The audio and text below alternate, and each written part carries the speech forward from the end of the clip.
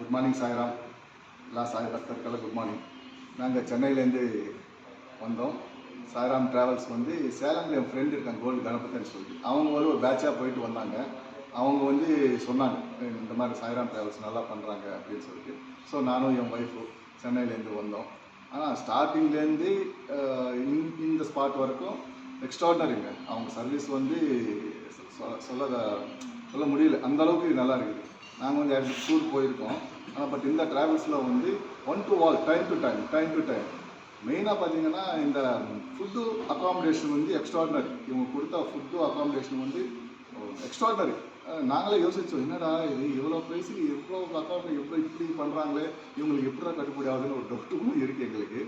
But வந்து எல்லாமே 1 to டேலேருந்து sir ஆகட்டும், ஜெனித் ஆகட்டும், எல்லாருமே வந்து கைடு வந்து சொல்ல தேவையில்லை. அவர் வந்து ஒவ்வொரு செகண்ட் லஞ்சு சாப்பிடும்போது, டிஃபன் பிரேக்ஃபாஸ்ட் அப்போ, இல்லை தர்ஷனம் போகும்போது, பஸ்ஸில் இருக்கும்போது ஒவ்வொரு டைமும் சார் ஓகேவா, என்ன வேணும் சார், இது பரவாயில்லையா, என்ன சார் இது செய்யலாமா, ஒவ்வொன்றும் நம்ம வந்து எக்ஸ்ட்ராடினரியாக நமக்கே வந்து கொடுத்ததே எனஃபோ, இதுக்கு மேலேயும் கேட்குறாங்க, இன்னும் என்ன வேணும் சார், இன்னும் இது வேணுமா அப்படின்னு சொல்லிட்டு.